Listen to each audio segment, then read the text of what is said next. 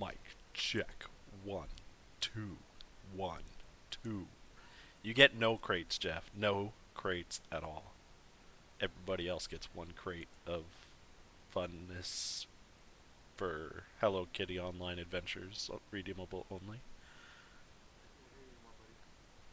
Yeah, I'm talking to Jeff in chat because he's already heckling. Super low, not again. Let's not start with these audio issues already. All right, my mic is low. Is that what you're saying, Jeff? All right, let's switch this on. Let's kick this off, folks. Oh, oh, wait. That's a good thing I don't do this professionally. I never remember to check things before we start. There we go. Now we see Spinny. Oh man, I gotta resize it again. I'm just not good at this.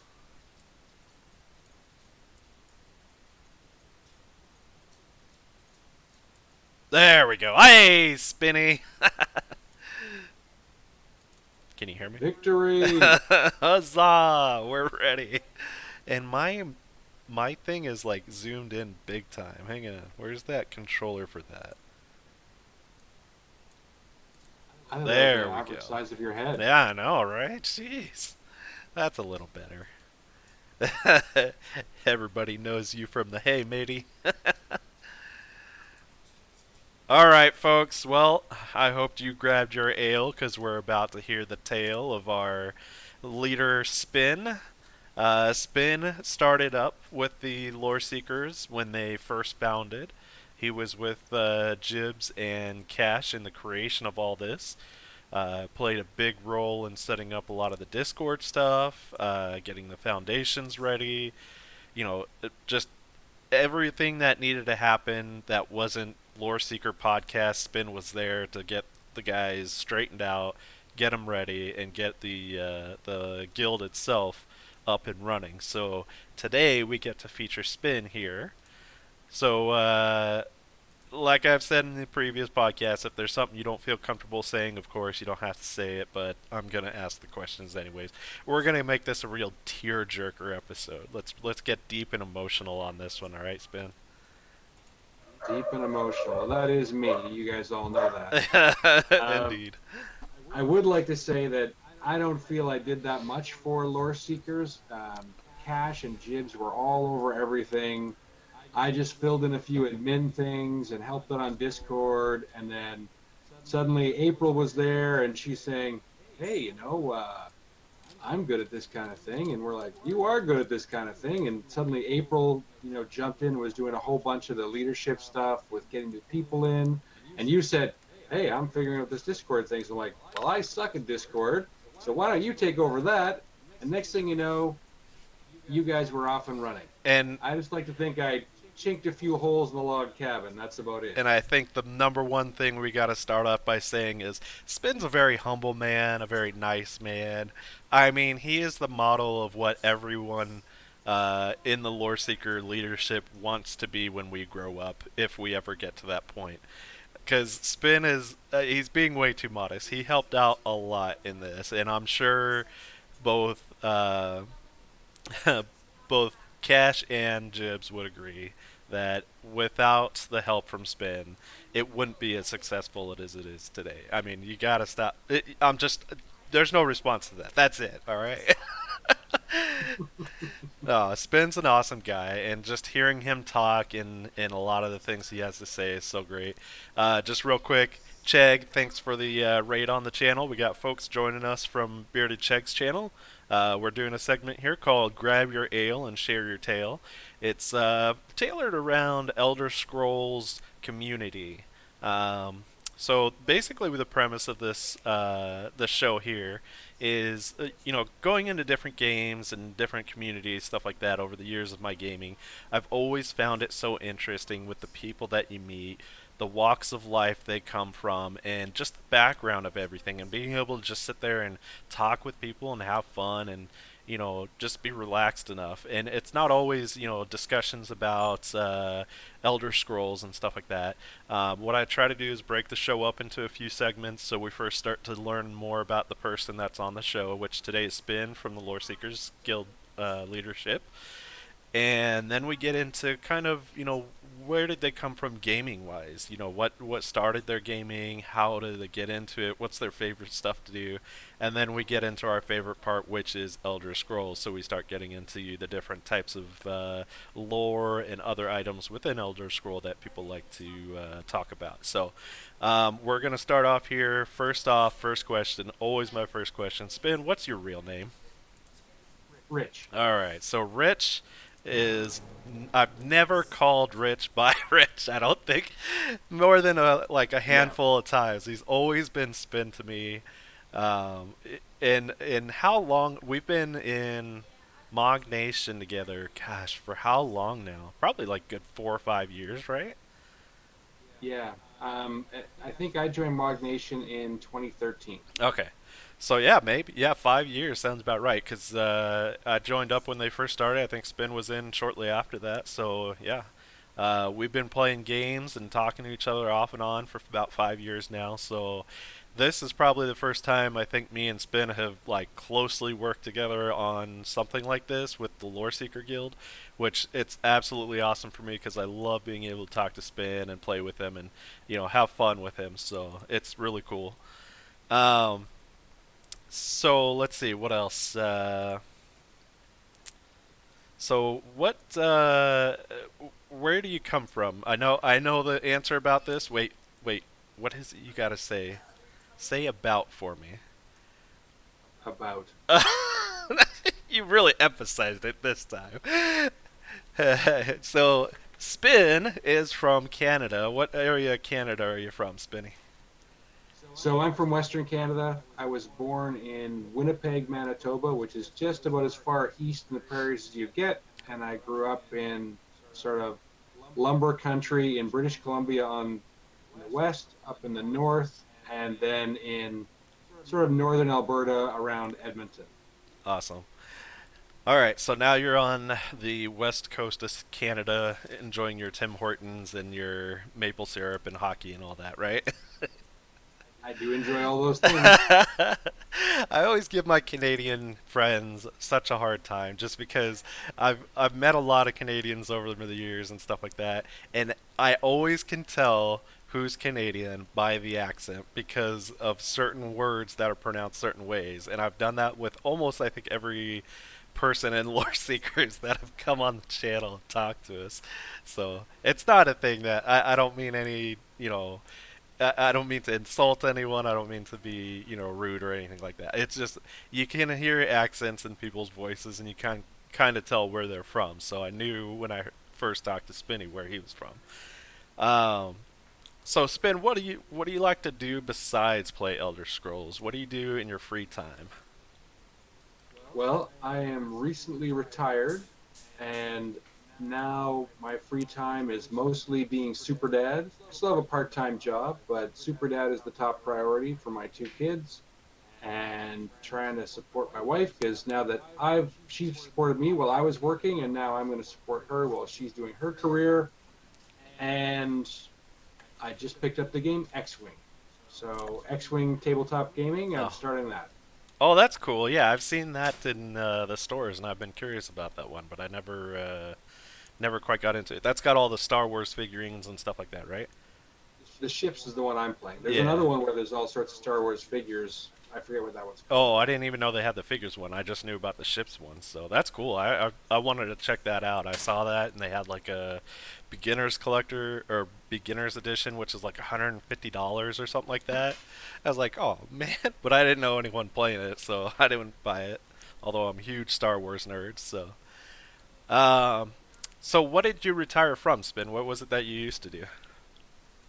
So I was in the Canadian Navy for about 30 years. Awesome, man.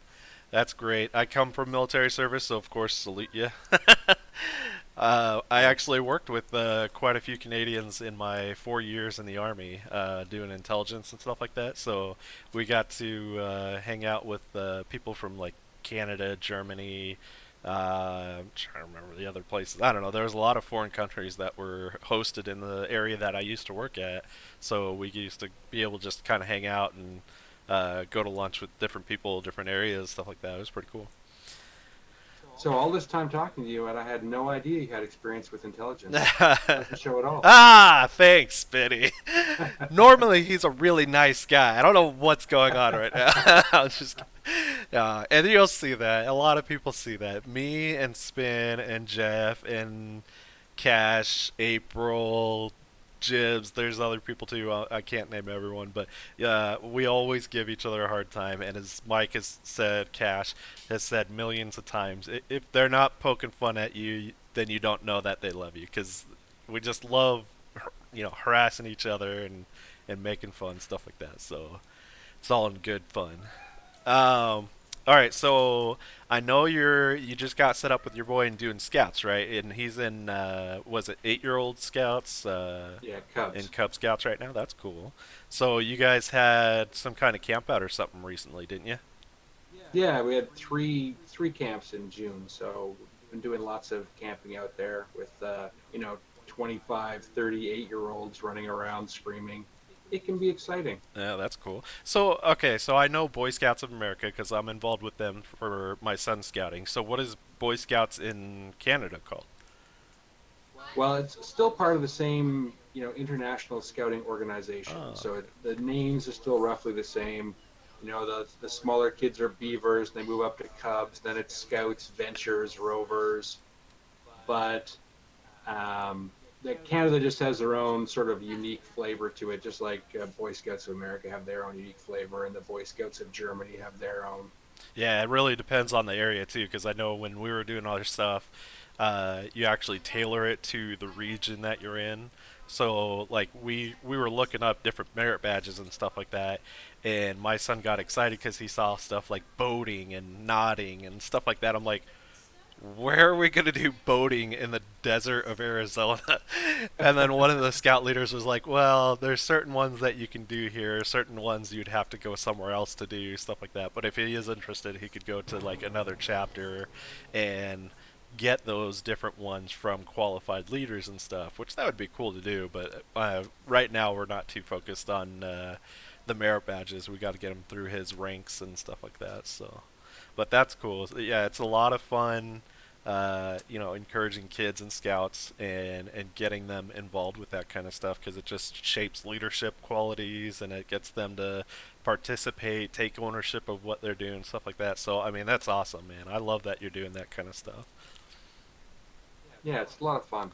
And I will say it's a bit of a challenge from, you know, spending lots of time in a fairly organized military organization to go back to the Boy Scouts where it's sort of a lot of the time is spent literally running wild.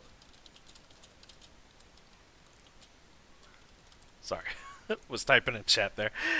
Yeah, and that's funny. One of the things you said is they start out as the Beavers, right? As their first rank. Yes. Okay, because I think what is it? The Bears, I think, is what our first rank is. Or let's see, there's Wolves, Bears, and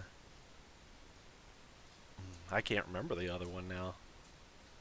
But yeah, they started as something else. But I thought that was funny. Canada has Beavers as their first rank. Well, there's nothing more Canadian than the noble beaver. Right?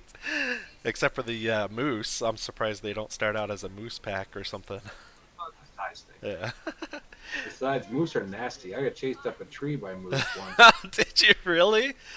How did that Oh happen? yeah. I hear a story in this one here, Spin. Oh, I was probably 16 years old. We were out duck hunting, and one of my friends was an idiot, and he thought, "Hey, there's a moose over there on the other side of the pond," and he threw a stone at it. Well, the moose are angry, and he had a couple of friends there, and they came charging over, and we ended up having to run. Either we two choices: shoot them and make them really mad because we just had like number 8 bird shot, or get up the tree. We both got up the tree, and I felt like the guy in the Far Side cartoon. I don't know if you've ever seen this Far Side Yeah. cartoon, but there's these two guys on a sphinx, and one guy's standing up, looking over the shoulder of the guy with the chisel, who's right by the nose. And the guy who's standing up goes, "Good nose," I said. "Just leave it like that." But no, you had to go and hit it one more time. And there's the nose of the Sphinx lying on the sand beneath them. Oh man. Uh Man, and I never had to face that fear ever in my life was being chased by a moose being in Arizona. Worst thing we had to worry about was probably rattlesnakes, but they tend to leave you alone as long as you don't step on them.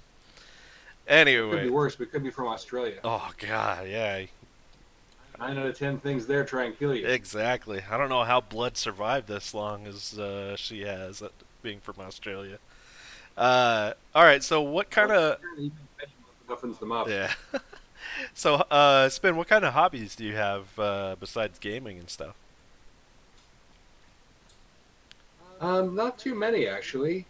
The most of my time up until the last year, I spent long hours at work most days, and between kids and um, fam, yeah, and spending time with my wife because we're big on the theory that if everything's good between my wife and I, everything will be good between the family. But if things aren't good between my wife and I, things aren't going to be good in the family. So we like to spend time together as much as we can.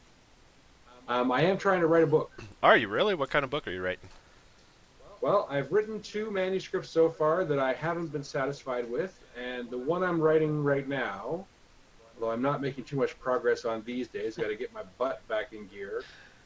It's about a female naval officer who's trying to attain command at the start of a war, and this war is taking place beneath the ice on a distant planet on a world that was colonized 1,000 years previously, and it's reverted from a space-going technology to a steampunk technology based on geothermal heating. Oh wow, man, So that sounds awesome.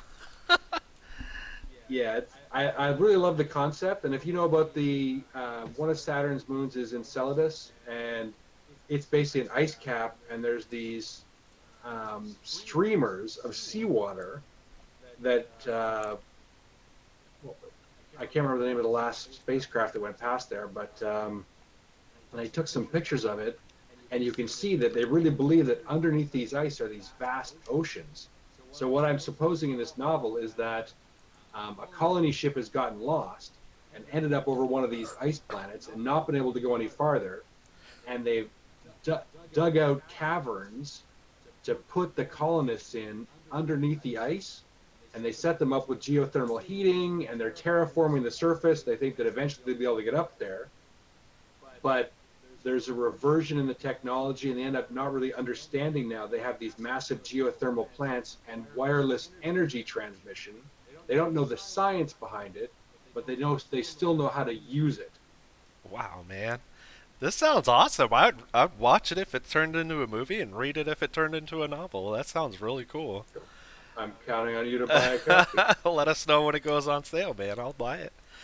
Oh, gosh, man, you just threw me off because like I thought I knew most the stuff that you did besides loving your family. We all know that every time you want to step away and you got to go spend time with not go spend get to spend time with your wife, you always say I'm going to go spend time with my beloved.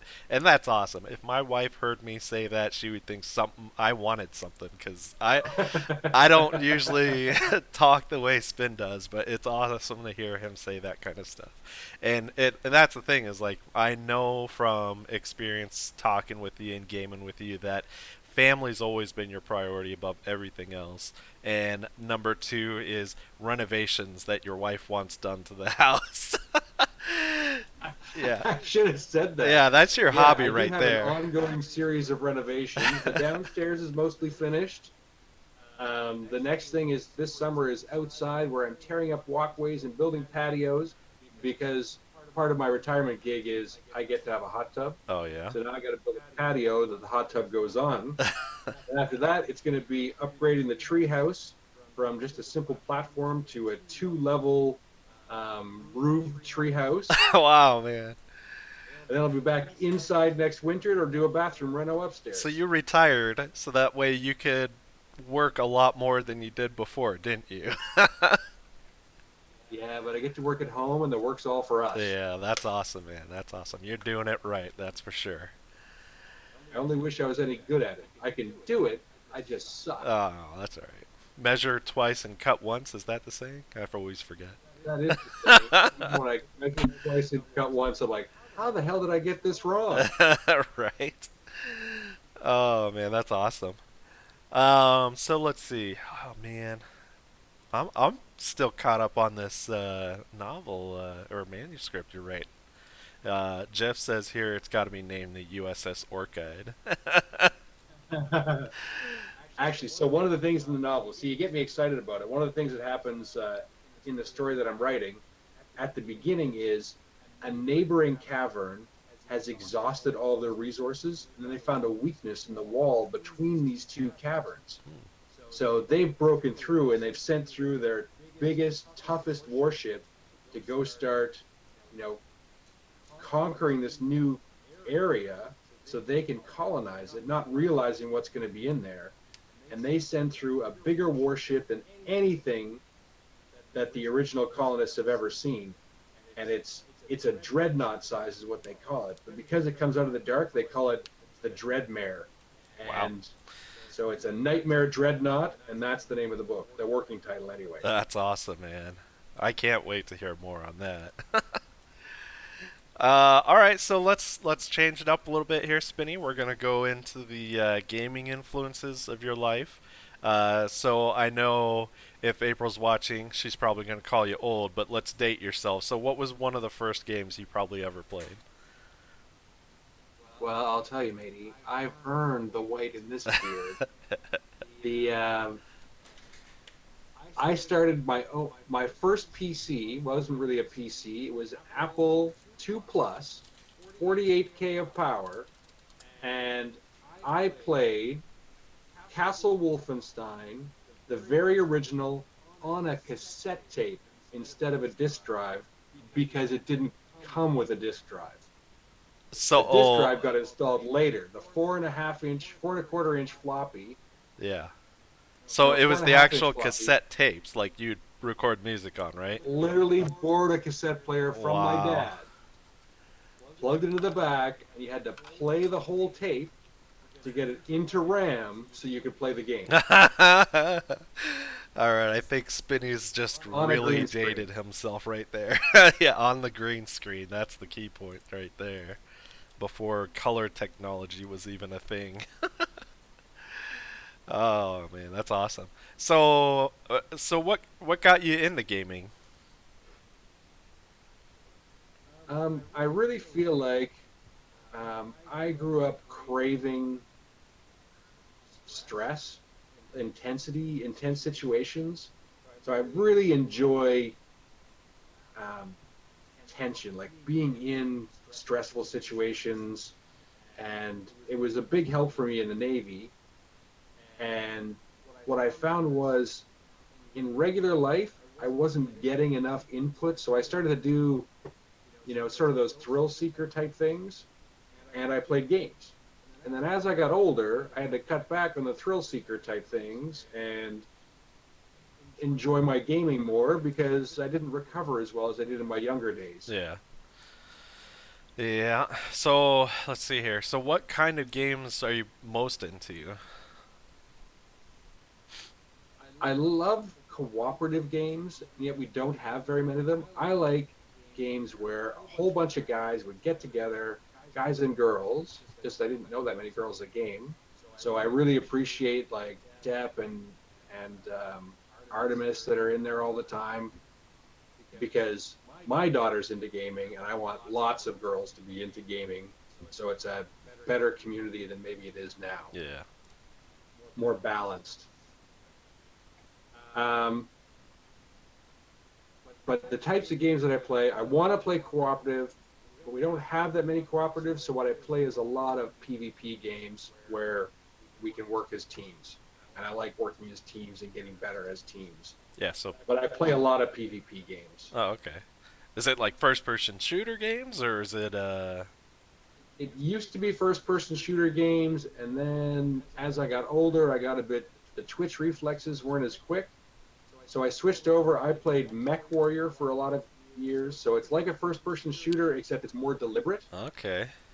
And now I'm playing Total War Arena and World of Warships because they give you that first person shooter element, but you're most successful if you can think ahead a couple of moves. Yeah, yeah. No, I actually that's funny. Mech Warrior, back when they made the first original Mech Warrior for Microsoft, I got to beta test that because my mom knew someone that was in at that worked at Microsoft, Oh, and that's that cool. was one of the coolest games I had ever seen. That was probably one of the first most graphically intense games I ever played. And I was just blown away by like missiles shooting out and being able to control this big armor rig and stuff like that. That was probably one of my favorite games when I first started playing on PC. So that's awesome. So online gaming for me was MechWarrior 2 back in the mid 90s. You could play MechWarrior 2 online PvP in teams. Yeah.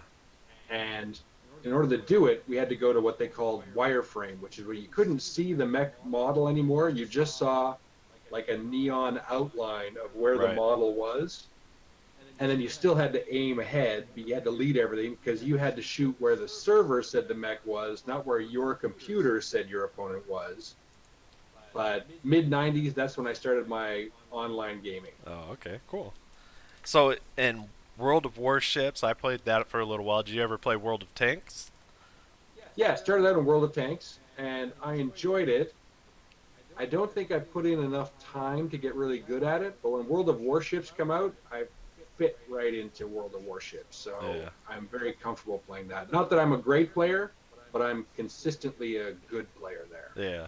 I see. I'm opposite, man. I got into World of Tanks first, and then when World of Warships came out, I tried that out for a little while, and I couldn't get the hang of it because I know that one you got to lead your shots quite a bit, and you got to rotate around the ship and avoid land masses and all that stuff. And I couldn't get all that mechanics down of that game.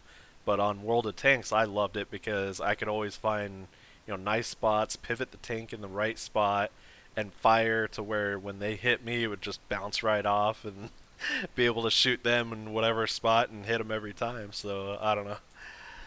Yeah, I found that World of Tanks, I was too impatient. I needed to be more patient and more laid back and wait for things to happen. But I loved running the scout tanks and driving circles around people. And then it was fun for 10, 12 minutes. And then I would get tracked. And I'm like, okay, repair fast. And I could never get it repaired fast enough. Yeah, yeah. Nah, there was some frustrations in that game. I stuck with it for a while though, because I had a buddy that was playing it, and we played that for a while together. So I still have friends that play it. And all I do is when I play with those guys, I go where they go and I shoot what they shoot. And I stay just, a half step behind them. And it helps me stay alive long enough to enjoy the game. yeah. All right. So besides Elder Scrolls, what do you think would be the one game if you were trapped on a deserted island you would play for the rest of your life? Oh man. Well, if I don't get trapped on that island for about 4 years, then I might say Star Citizen. But right now, I'm really enjoying Elder Scrolls. I'd have to go with that because it's got so much variety in it. And if I get tired of doing one thing, I can just switch to do something else, all within the same game. And it's very intuitive. And I assume that even though I'm on the island, I guess I get to play with my online friends. Nope. There's no internet on the island. No internet, No. single player game. Now you're pushing it. I probably have to go with Fallout on a single player game. Ah, there you go. Fallout hype is real, man. Are you gonna be getting that Fallout 76 when that comes out? I tried to resist. I gave it the college try to resist Fallout 76. But then as soon as Cash and Jib said there was going to be lore seekers in Fallout 76, I'm like, nah, I'm going to be in there. I just know it. Especially when they talk about the server size would be about right for us to be in Yeah, on. yeah. And I can see us having an Xbox and PS4 and PC, versions of lore seekers all in Fallout 76, and doing the same thing we do now, talking about it on Discord. I think it'll be awesome, and it'll bring more people into more good people into lore seekers. Oh I can't believe how many great people we get into lore seekers with no knobs. yeah. Oh man, that's been amazing. I mean, we have I mean, such a good community. we're almost totally knob free. Oh, I hope he heard that clearly. Jeff, you knob. Oh man. Yeah, I don't know. I'm really excited to see what comes with that game, and I have to agree. We have probably the best community going on with lore seekers right now. Between the two communities that we're both involved with, Mog Nation and lore seekers, I think we have really good groups of people in both of them, and I'm enjoying the lore seekers more right now just because, it's very active. There's people on all times of the day. There's always people interested in trying out whatever's going on at the moment. We could be playing low level PvP and people are like, all right, I'll try it out, and it's just like that. People never tried it before. I never tried it before, and then all of a sudden Jibs and Cash are like, hey, you guys want to try some battlegrounds? I'm like, yeah, sure, whatever.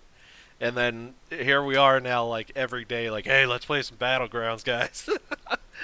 So yeah, it's awesome being able to have that many people, and I think the trials runs that we're doing right now are really, really awesome.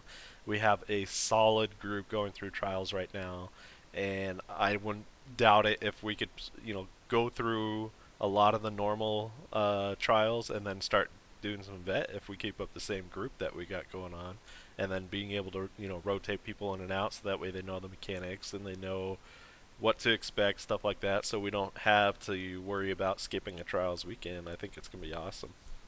Well, what I'd like to see is, we get a trials group going with maybe a couple of alternates, but then we start another trials group, beginner style. Yeah, yeah, And if Blood wants to lead that one too, that would be awesome. But if she doesn't, then someone that she has trained, or a few people that she's trained, go down and take over the second group, and we right. get two trial groups growing, so that you know people understand how welcome they are and how little we care about success as long as we're all working together and having fun. Yeah, and I don't think it'd be long at all for us to get a second group going with how many people are interested in this first trials group. I mean, we had enough people on the very first workshop that we literally had to say, look, we got to cut some people out. We'll get you on the next time. We get rotated in some new players on the second time, and we still have more people that want to get in. So it's going to be awesome trying to rotate people in, get that mechanics down, learning what to do. And then, like you said, if we can get a second group going, that's going to be awesome. I mean, and we had, I think it was over 24 people on the very first day that we did the workshop that attended. So, yeah, I don't. Absolutely. And then I want to have like these, I'll call them off ramps because that's what we called them when we were doing business planning for years in the Navy. So we have these off ramps of, hey, we've got our people for trials and there's still four people over here. But you know what? Those four people can get together and run a normal dungeon and then do the vet version of that dungeon. Right. And, we have a plan for people so that, if not everyone fits in the thing that we've got planned, we've got an off ramp for people to offer people to say, hey, like Cash last week was going on about, I've done this already. So if anyone extra comes in, I'm giving up my place first. And he was very adamant about it because, as a leader, I really feel that was the right, stance for him to take. Right. And a new person comes in, Cash steps back, and if there's a few extra people, Cash would just, gather them up and say, hey, let's go run some dungeons together. Yeah. And that's the stance that I want to take too. And all of us that have had some experience with it are ready to step aside, let a new person in, and gather those that don't fit and go off and do something else fun. And then we all get back together in Discord afterwards and shoot the breeze together. And that's how I'd love to see Lore Seekers run. And I think we're on the way there now Yeah. without any effort at all. Oh yeah, yeah. No, it's really taken off. I really love this community. It's so much fun to meet people, and especially doing this show right now. I love learning more. I already know the guests I've had on already pretty well, except for April because she's still kind of new to the group. But quickly she's just fitting right in with us, and that's really awesome. Like you said, we have a really diverse group of folks too, not only male and female, but from different areas and different walks of life and all that stuff. It's really cool. It's really neat meeting all these people in our community and being able to talk with them on Discord and everything. Um, all right, so we're gonna get this into the Elder Scrolls part of Share Your Tale. So, what was the first Elder Scrolls game that you ever tried out? Are you ready for this? Yeah. I think I'm going to surprise you. My first Elder Scrolls game is the Elder Scrolls Online. What, Spinny? Really?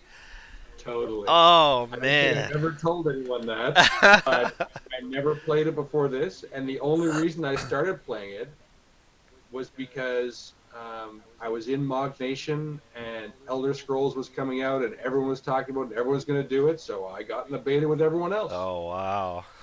Yeah, that's crazy. No, that's the thing is like back when they did the beta, that's when I first tried Elder Scrolls for the first time, but I didn't stick with Elder Scrolls Online because like to me it didn't seem very appealing when we first tried in beta, and I know it's come a very long way since then.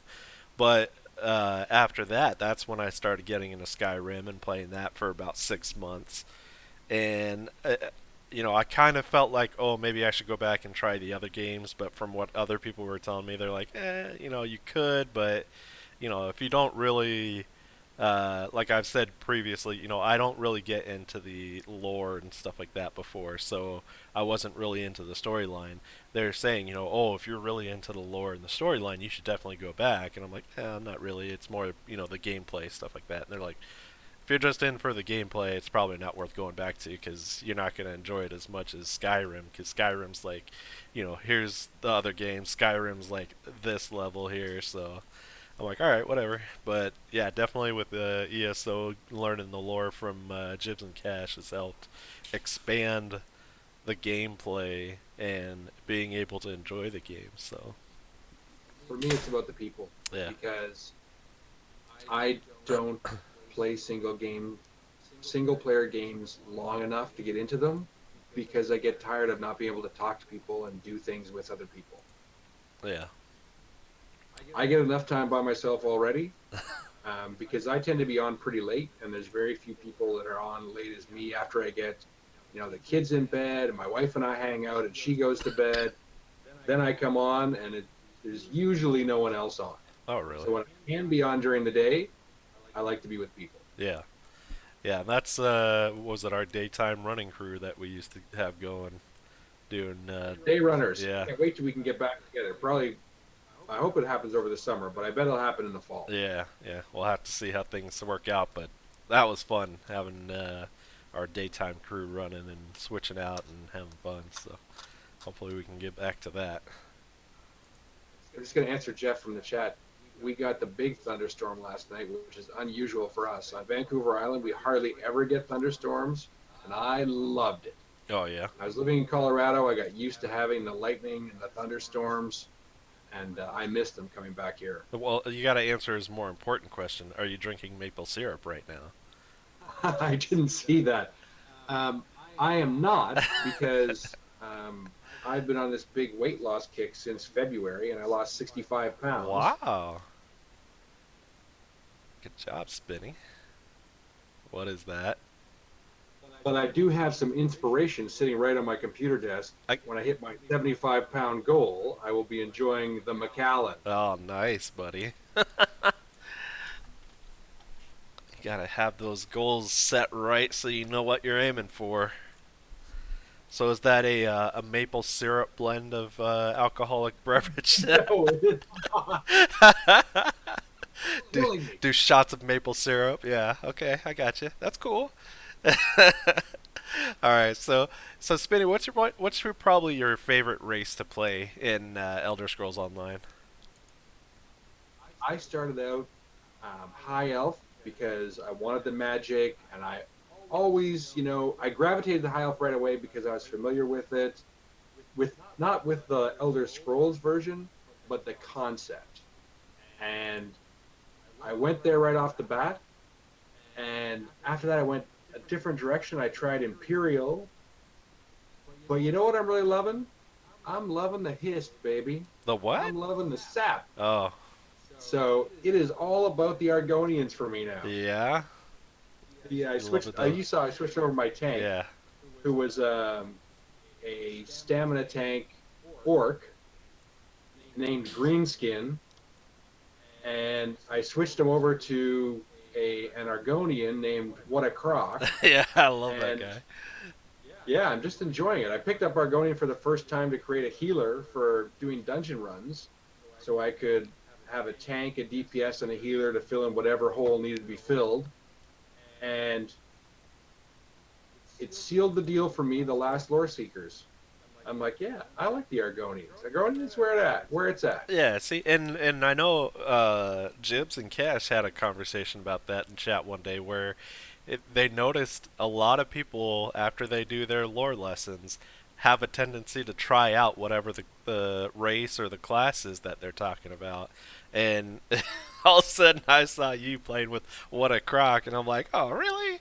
I still have yet to make an Argonian. I gotta try it out, but I haven't made one yet. So But I listened to all the other lore lessons, and like they were all good, but none of them connected. But the Argonian one did with me. I like the underdog. I like the connection to nature. So it just fit. So then it'll be nice when they come out with that new expansion, sometime this year with the Argonian homeworld that they debuted at E3. That'll be cool. Oh, it's nice now. Yeah, It's just going to get better then. yeah, exactly. There you go. Get a little bit more in-depth feel for them. So overall, the classes. Is there any class that you haven't tried out yet, or yeah, any class that you haven't tried out yet? So many combinations. I would say that I haven't tried a Magic and Nightblade, and I haven't tried a Healing Sork. But you've tried like all the main class lines, right? I've tried all the main classes, but it's those extra combinations that I usually go for.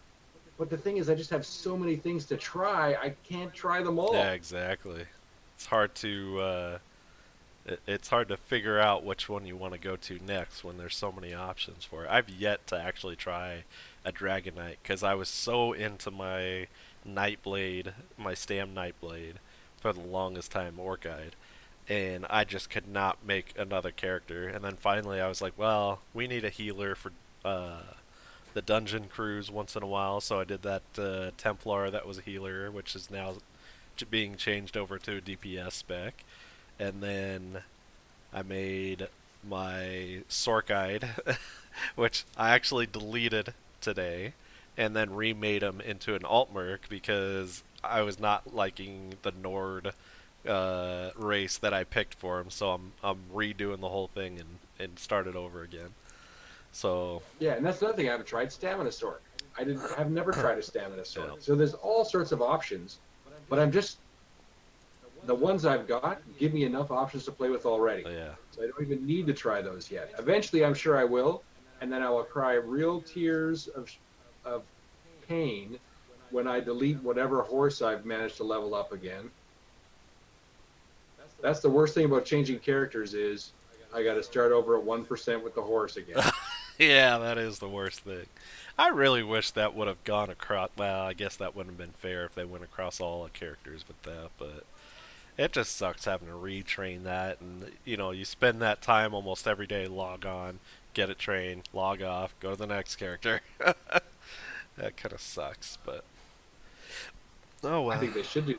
They should offer it as an option in the Crown Store. They'd make a fortune. Oh yeah.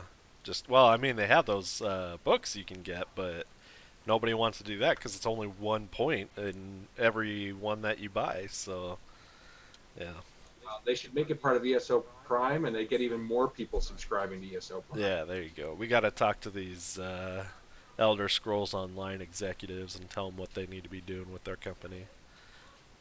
We're just gonna need to get Cash and Jibs to exert their influence. Yeah, exactly. Put it out on Twitter. Make it happen. Don't they know these guys personally? Like, talk to them on a day-to-day basis? All right, Spence. So in Elder Scrolls, there's of course a ton to do, and going through the different storylines and stuff like that. What would you say was probably your favorite storyline so far in Elder Scrolls Online? I guess for me, the main story quest going through as a vestige, even though people talk about the other ones, I haven't finished all the other ones. I've got to start on all the other ones, and I haven't finished any of them. But the main storyline I've finished, and that was the first time I think in any game in the 30 years I've been gaming that I've actually completely finished the storyline. Oh yeah, So that's the most important one for me. yeah, The rest of them, I keep getting distracted. Like I say, okay, I'm gonna do it. I'm gonna get into Morrowind. I'm gonna do all that, and then I get distracted by Somerset, and then I go, okay, I gotta go back, and I still have these other ones, Orsinium to finish, and I get distracted by that. And anyway, yeah. too much to do. I hear you on that. I think Harborage is probably the only one that I've actually finished. No, well, I just finished Somerset actually too, and as fun as that was, when I got done with it, I just thought to myself, "That's it." Like I expected more out of it. It just felt like it was really short, and it felt like there wasn't a lot of content to it, like the Harborage was. So I was a little disappointed, but that's all right. I know they got. Well, it's one of those things. I think you got to manage your expectations because it is just a DLC, Right. not a whole game, which is the main Harborage quest. Not only is it the basis for a whole game, but they had years to refine it and work on it because the game that I played in beta, the ESO that I played in beta, is not the ESO of today. Oh right, yeah, So much better. yeah. They made a lot of changes. I'm glad Cash convinced me by saying, "Hey, do you want to try out Elder Scrolls Online?" I said, "Yeah, sure, why not." Didn't take a lot of arm twisting to get me on there and start playing because I was really getting bored with the single player games I was playing. All right, so let's see. And then out of all the different lore and stuff we learned, either through Lore Seekers podcast or through just doing questing or anything like that, what's probably your favorite thing out of Elder Scrolls right now? Oh, well, right now it's the low level PvP. Yeah. I'm really enjoying the battlegrounds that we go on. And even when we got raffle stomped yesterday, like 3 times in a row, oh, horrible. But we had these glimmers of brilliance where we were just stomping on people, and like, this could really work. We could really do this. And we got so hopeful, and it looked like we were doing really well until you look at the score and you're like, ah, crap, what is going on? Yeah, yeah. No. When on the other games, like that was just the death match. But on the other games, like when we were playing this morning, we were we were doing some cleaning up when we were doing domination, when we were running relics, because we could work as a team and figure things out. And it wasn't just about who's geared and who's got the higher level and who's got the right spells. It was about finding the solution to the problem, and we did great at that. So it's only a matter of time till we get the other stuff. Right, right. And you know what's funny? So we played PvP earlier today, and right after you and Jeff left, I went, you know what, I'm going to play one more. And when I went on and I played one more round, we were in a game where we were in third place, like 160 to 400 was the number one spot. And when we were playing that game, I was getting so frustrated because it felt like we were doing really good. Because we'd go around, we'd send guys to, capture one point here, another one go to another point here. But then the one team kept going around together fighting. Well, finally, at the very end of the match, we started getting in sync, and we were helping each other out, fighting 2-on-1, stuff like that. Met in the middle to fight the top team, and we ended up pulling out a victory from third place to first place right at the end. And like I have the video on my collections or in my video section, but right at the end I just let out a little whoa because I was like, "There's no way we just pulled off a win from that game because it was going bad." And then all of a sudden we won. But it's just like that with PvP because I love the fact that you can start off really rough and not be in a good groove, but then as soon as your team is working well, you can pull it off and have a really great round. But I don't know what was happening yesterday.